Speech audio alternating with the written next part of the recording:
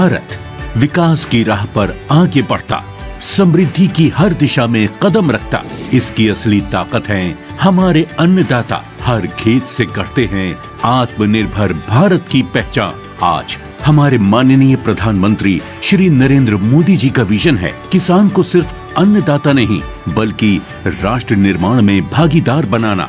हमारे किसानों, हमारे पशुपालकों, हमारे मछुआरों के परिश्रम और सरकार की नीतियों से भारत का सामर्थ्य निरंतर बढ़ रहा है। माननीय प्रधानमंत्री जी के गतिशील नेतृत्व में विकसित भारत 2047 ध्येय की ओर अनेक कदम उठाए गए हैं, जिसके परिणाम स्वरूप पिछले एक दशक में पहली बार 4.5% वार्षिक वृद्धि दर्ज करते हुए भारत का कृषि क्षेत्र हो रहा है सशक्त, आत्मनिर्भर और समृद्ध। इन्हीं पहलों को आगे बढ़ाते हुए प्रधानमंत्री धन धान्य कृषि योजना का आरंभ हो रहा है, जिसके अंतर्गत विभिन्न योजनाओं के समन्वय से 24,000 करोड़ रुपए के निवेश से अगले 6 वर्षों में कम उत्पादकता वाले 100 आकांक्षी कृषि जिलों में कमजोर भंडारण, सिंचाई की कमी और ऋण की कठिनाइयों का समाधान किया जाएगा। गुणवत्तापूर्ण बीज, आधुनिक मशीनीकरण, फसल विविधीकरण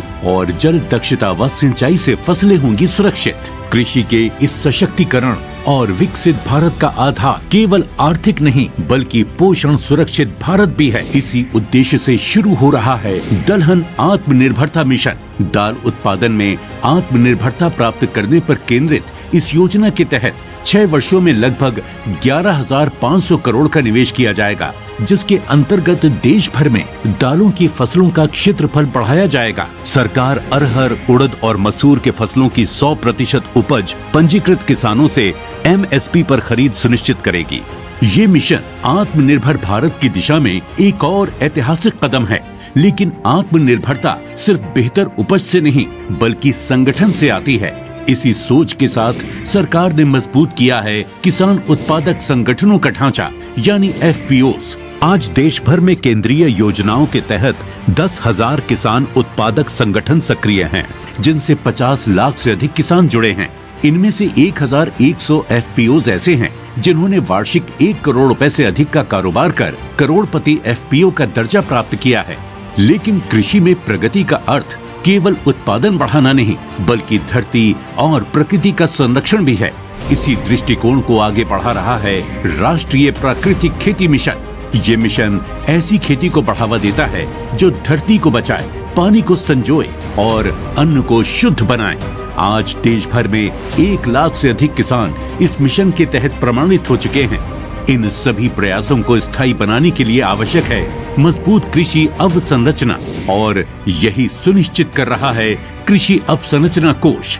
इस कोष ने किसानों को एक नई सुरक्षा दी है। सिर्फ पिछले 1 वर्ष में 42,000 परियोजनाएं पूरी हुई हैं, जिन पर 10,000 करोड़ का निवेश हुआ है। अब तक कुल 1 लाख करोड़ की परियोजनाओं को स्वीकृति दी जा चुकी है। बीज से बाजार तक की यात्रा को नई दिशा देते हुए आधुनिक गोदाम, कोल्ड स्टोरेज और प्रोसेसिंग यूनिट्स आज कृषि को अधिक संगठित और मजबूत बना रहे हैं। कृषि क्षेत्र के साथ पशुपालन, डेयरी और मत्स्य पालन के क्षेत्र में भी तेजी से प्रगति हो रही है।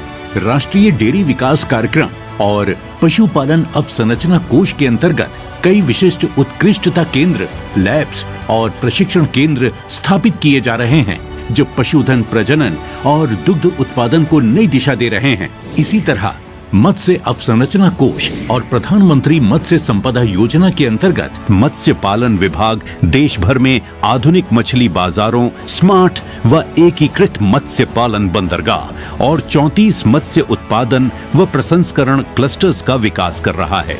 इन पहलों को और गति देने में सहकारिता विभाग ने महत्वपूर्ण भूमिका निभाई है।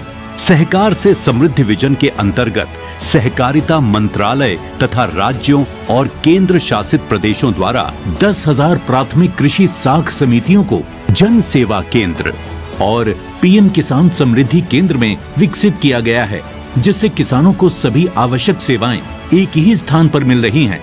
इन सभी पहलों का उद्देश्य है किसानों, पशुपालकों और मछुआरों तीनों को विकास की एक साझा श्रृंखला में जोड़ना और भारत को एक आत्मनिर्भर व विकसित राष्ट्र के रूप में स्थापित करना। आज के इस ऐतिहासिक अवसर पर माननीय प्रधानमंत्री जी द्वारा देश के किसान भाई बहनों के लिए 42,000 करोड़ रुपयों की कृषि परियोजनाओं का लोकार्पण किया जा रहा है, जिसमें शामिल हैं पीएम धन धान्य कृषि योजना और दलहन आत्मनिर्भरता मिशन का शुभारंभ, कृषि अवसंरचना कोष, पशुपालन, मत्स्य पालन, खाद्य प्रसंस्करण क्षेत्र की 1,100 से अधिक परियोजनाओं का उद्घाटन एवं शिलान्यास और किसानों के हित में हुई महत्वपूर्ण उपलब्धियों का माननीय प्रधानमंत्री जी द्वारा सम्मान एवं सराहना।